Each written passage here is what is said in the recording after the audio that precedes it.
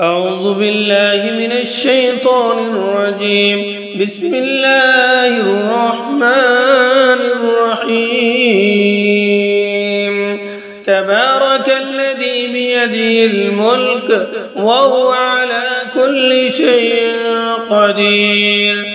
الذي خلق الموت والحياة ليبلوكم أيكم أحسن عملا وهو العزيز الغفور. الذي خلق 7 سماوات طباقا ما ترى في خلق الرحمن من تفاوت فارجع البصر هل ترى من فطور ثم ارجع البصر كرتين ينقلب إليك البصر خاسئا وهو حسير. ولقد زينا السماء الدنيا بمصابيح وجعلناها رجوما للشياطين وأعتدنا لهم عذاب السعير. وللذين كفروا بربهم عذاب جهنم وبئس المصير. إذا ألقوا فيها سمعوا لها شيقا وهي تفور تكاد تميز من الغيظ كلما ألقي فيها فوج سألهم خزنتها ألم يأتكم نذير قالوا بلى قد جاءنا نذير فكذبنا وقلنا ما نزل الله من شيء إن أنتم إلا في ضلال كبير.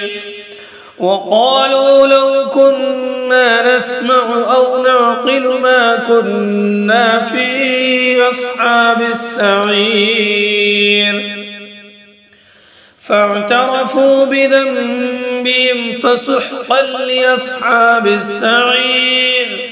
إن الذين يخشون ربهم بالغيب لهم مغفرة وأجر كبير. وأسروا قولكم أو اجهروا به إنه عليم بذات الصدور.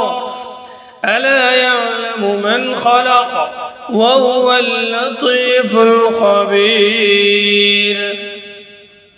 هو الذي جعل لكم الأرض ذلولا فامشوا في مناكبها وكلوا من رزقه وإليه النشور. أأمنتم من في السماء أن يخسف بكم الأرض فإذا هي تمور أم أمنتم من في السماء أن يرسل عليكم حاصبا فستعلمون كيف نذير. ولقد كذب الذين من قبلهم فكيف كان نكير. أولم يروا إلى الطير فوقهم صافات ويقبضن ما يمسكن إلا الرحمن إنه بكل شيء بصير. أمن هذا الذي هو جند لكم ينصركم من دون الرحمن إن الكافرون إلا في غرور. أمن هذا الذي يرزقكم إن أمسك رزقه بل لجوا في عتو ونفور. أفمن يمشي مكبا على وجهه أهدى أمن يمشي سويا على صراط مستقيم. قل هو الذي أنشأكم وجعل لكم السمع والأبصار والأفئدة قليلا ما تشكرون. هو الذي ذراكم قل هو الذي ذراكم في الأرض وإليه تحشرون. ويقولون متى هذا الوعد إن كنتم صادقين. قل إنما العلم عند الله وإنما أنا نذير مبين. فلما رأوا زلفة سيئت وجوه الذين كفروا وقيل هذا الذي كنتم به تدعون. قل أرأيتم إن أهلكني الله ومن معي أو رحمنا فمن يجير الكافرين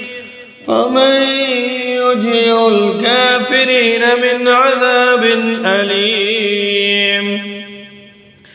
قل هو الرحمن آمنا به وعليه توكلنا فستعلمون من هو في ضلال مبين. قل أرأيتم إن أصبح ماؤكم غورا